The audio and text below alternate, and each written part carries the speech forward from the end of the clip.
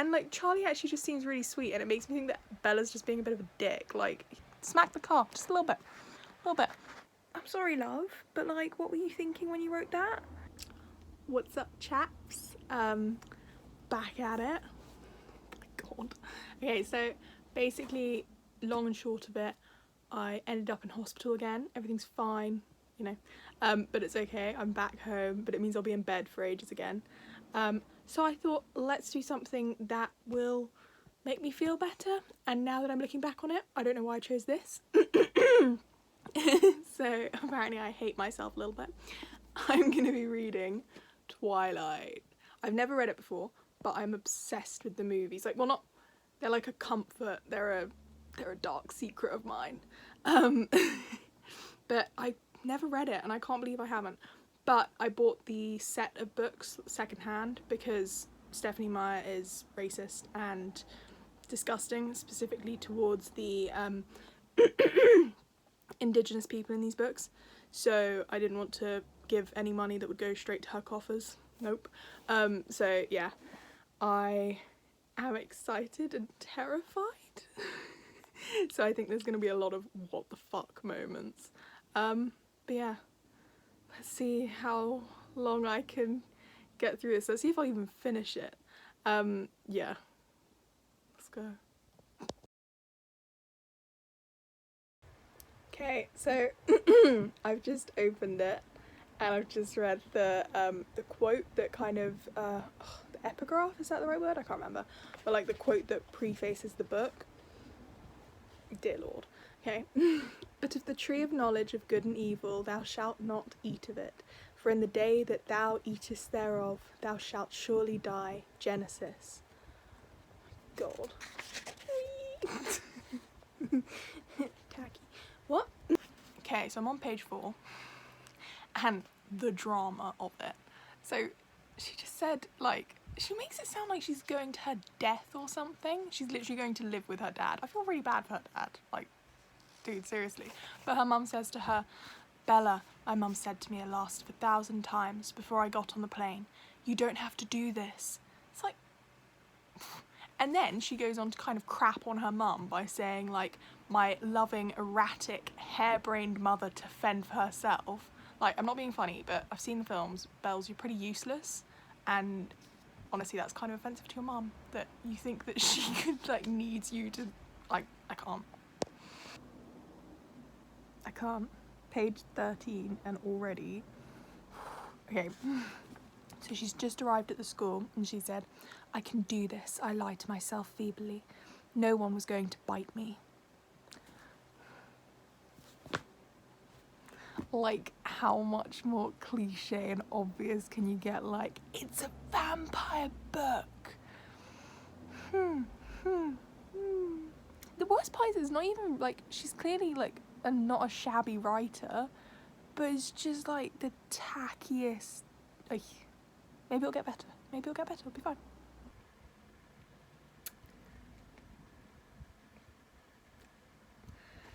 Yeah, so as I was reading, there was mention of, like, how Bella's so, like, not tanned, even though she comes from somewhere that's sunny. And then, like, as she was walking into class, there were things where the two girls in front of her, like, people keep being described as having porcelain skin. And I'm kind of like, okay, that sounds like there's this idealization of it. And of blonde hair as well. And, like, that's absolutely fine. But then we were introduced to Eric, and I'd heard about this because I've seen Irish Reader, Kevin's reading vlog of these, which is so funny. Definitely go and check it out. But so he was described as having bad skin, which Kevin already made a point of, like, that's just fucking disgusting. Like, who talks about someone like that? And, like, hair black as an oil slick. Like, black hair is a bad thing compared to, like, sunny blonde hair and stuff like that. And I'm kind of like, okay. And then there was a, like, albino comment where he's like, you don't look very tan. And she says, my mother is part albino. Like, clearly trying to make a joke. And you're like, what the fuck? Like, so there's clearly, you can see, like, her racial prejudice coming through. I can't. Like, it's fine. It's fine. Maybe it'll get better. Maybe Bella will change.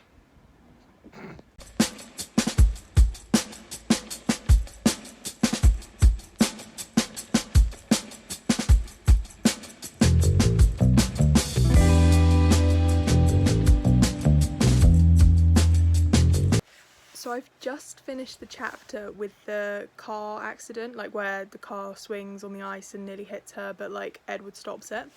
And I was really disappointed because my favourite scene in the film, so fucking funny to me, is when she's in the hospital and Tyler's trying to apologise to her for nearly hitting her, and her dad Charlie's there and he just pulls the curtain across to shut him up.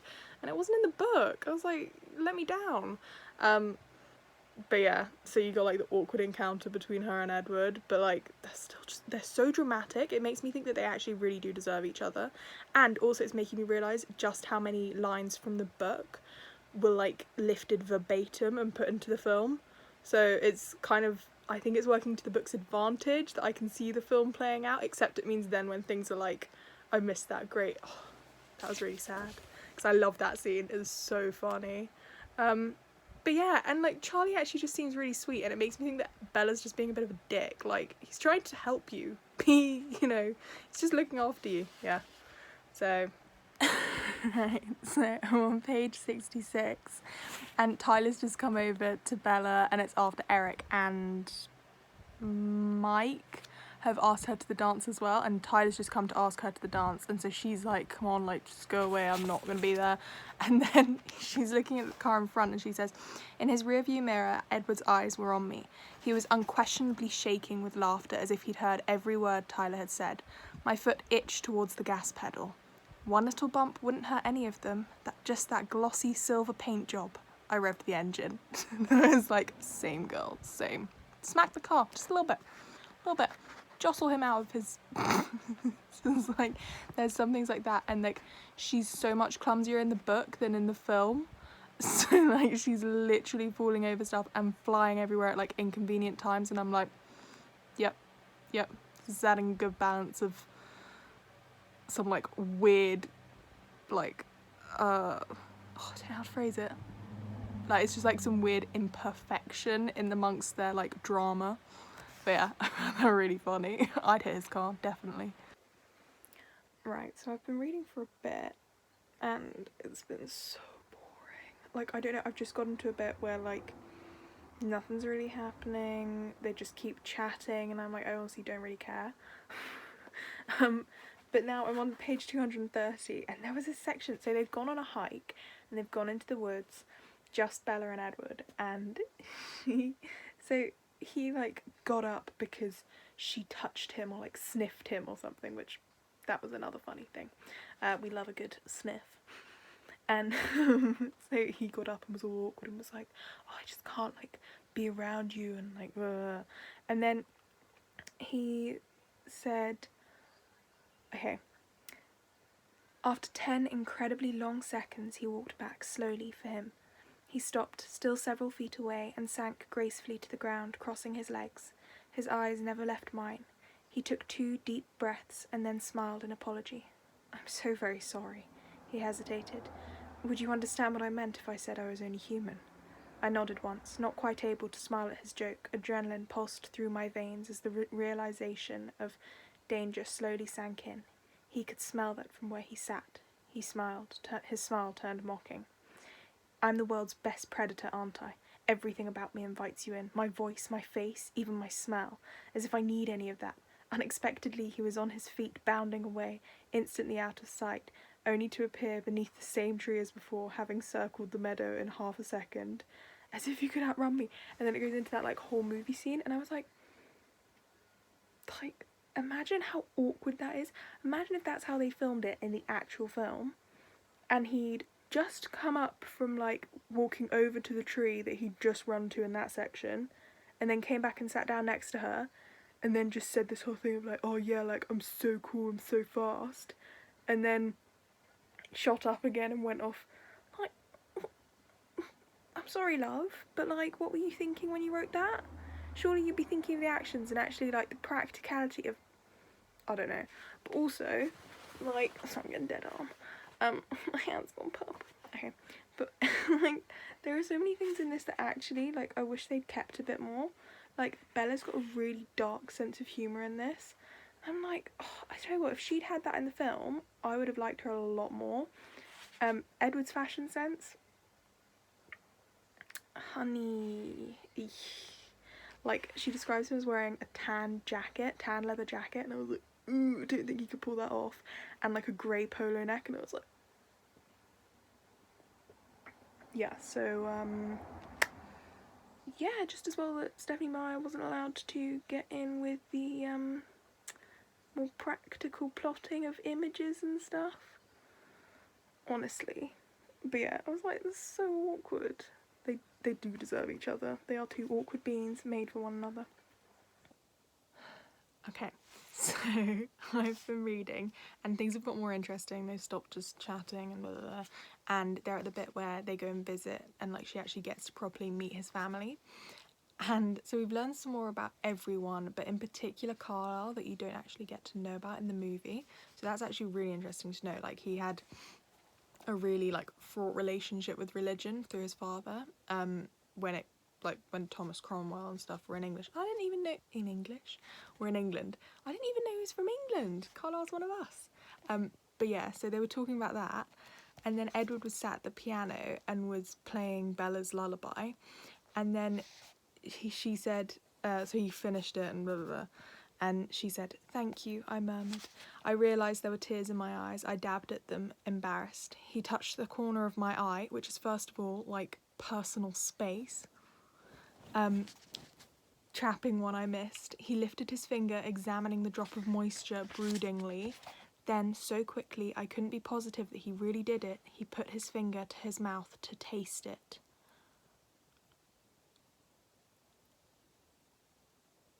That is rank. Like, what the fuck? I don't care if they think they're soulmates and they think that their love is going to protect them from everything in the world. You do not do that. That is vile. I wouldn't love someone anywhere near, I mean, unless there was a gun involved and it potentially meant someone might lose their life if I didn't. Oh, but like, think about all the shit that comes out of your eye and like eye gunk that's like there as well, and I can't. Like, I'm so glad they didn't include that in the movie, and I'm actually really disappointed in Edward as well. I'm Team Edward as well, if it weren't clear. Jacob can toss off. But like, that's gross, Stephenie. What are you doing? Why? Why would this happen? Yeah. So it's like, I think it's like 3 in the morning at the moment. Yeah, it's like 3:20. So I'm gonna read a bit more, try and get past that harrowing experience. I've also I'm obsessed with the hint of lime Doritos, and I just finished a bag, and shameless, and they've got a competition on, and I was like, they don't think there's gonna be someone who's addicted to them. It's one of the only things I can eat at the moment without reacting to it, and they've got a competition on at the moment. I'm like, every time I finish a bag, I will be entering in those codes, because you never know. So I'm hoping to like break the bank on them. But yeah. Oh, it's gross. What the fuck? So I'm just about to finish it, and I was like waiting because I have a couple of points that I was like, oh, what's that angle? That were still irking me. But then this happened. So they're at the prom, so I'm literally like 5 pages from the end. And Jacob's just turned up and been like, yeah, like my dad paid me $20 to come here. And then Bella was like, yeah, I can, I muttered. Like, I can believe that. Well, I hope you're enjoying yourself at least. See anything you like? I teased, nodding toward a group of girls lined up against the wall like pastel confections. I was like, where's the sisterhood? Also, like, just the respect. Like, somehow I always find it so much more disgusting when women talk about other women like that. Because it's like, surely you know what it's like to feel like that objectified. Anything, like, I mean, obviously Bella has lots of flaws, so, but, like, and like, she cried when she found out Edward was taking her to the prom, and I was like, dude, it's not that deep. Like, you literally nearly just died, and now this is what yeah, I can't. Okay, so I finished it. It wasn't... So I think the thing that really helped me get through it and kind of enjoy it almost at some points, I know what happened, was I was listening to the soundtrack, and I love the soundtrack for the films. It's like one of my favourite composers worked on it, Alexandre Desplat, and so like the soundtrack is just incredible. So I think that helped to make it more atmospheric, because as soon as I didn't have the music on, I was like, this crap again. And the one thing I would say to anyone who wants to read this, you can skip like the middle 150 pages. Doesn't really matter. Nothing really, well, the middle 100 pages. Like, they just sit in a car chatting, don't really care. Yeah, it was good though. It was interesting to see, like, compared to the films. I mean, it wasn't good. That's, yeah, it's not a literary masterpiece or anything. But there were several things that were just, like, character-wise, I was like, these people are really fucking annoying. Like, I'm meant to be rooting for them, and, like, I don't know.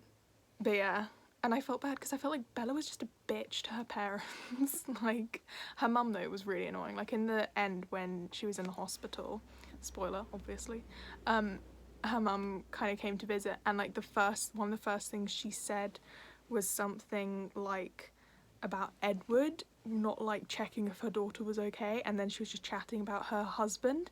I was like, dude, like, that's, look, but your daughter's like there, just chat to her about what has led to this. I don't know. And also, like, in this bit where Edward has to suck the venom out that James has, like, and the technical term, like, he does it really simply, and he just like, yeah, I can taste it's clean now, morphine's like, you know, in the blood, I can taste it, so the venom's not there anymore, and then he just stops. And I was like, no, I want to see you nearly kill her. I want to see you struggle with some moral dilemma in your head. But no, it was too wrapped up easily. And then, even though Bella had lost like a shit ton of blood, broken loads of bones in her body, and was like already teetering on the edge of unconsciousness, she was sat there trying to recount the whole thing, and like basically the way that Stephanie had written it, it like sounded like it was really kind of quite well strung together. And I was like, dude, if you're like on the edge of unconsciousness, like, you can't, it's not that easy, it's really fucking difficult to like think straight. So I was like, let's try and have some more reality in it. But then again, it is a vampire book, so but yeah, it was okay. Like, there's just like no diversity, obviously, we know that. Really wasn't much of the Quileute tribe, which is such a shame, because that's one of my favourite things about it. Like, I love the history, and like, you get a lot more of it in the film than you do in the book, but I feel like in the same way it's setting up because she spends more time with them in the second book. But yeah, watch the film, it's quicker, more painless. Yes, it wasn't bad, and actually it was quite nice to like sit and read in a good distraction, because it's like a comfort film for me, so having like the soundtrack on and stuff, it kind of cheered me up quite a bit, because I knew the story, so it was quite easy to read, and also because it's not exactly convoluted language, like, it's quite straightforward. Yeah, so it was alright. It was, yeah, didn't hate it too much actually, which is surprising. I think I'll give it like a 3 stars, like a low 3 stars. But yeah, and we learned more about Alice and Carlisle, which made me really happy. But I've got the rest of the books, so I think I'll continue doing this series like over the months. I'm gonna have a break. But yeah, so that's pretty fun, yeah. But I hope everyone's doing well. I hope you're living life to the fullest, but safely. Yeah, just keep fighting for what's right in the world, and look after yourself. Remember to be kind to yourself. Give yourself a break if you need one. Yeah, just stop and smell the roses every now and then. But yeah, I'll see you when I see you. Looked like I was gonna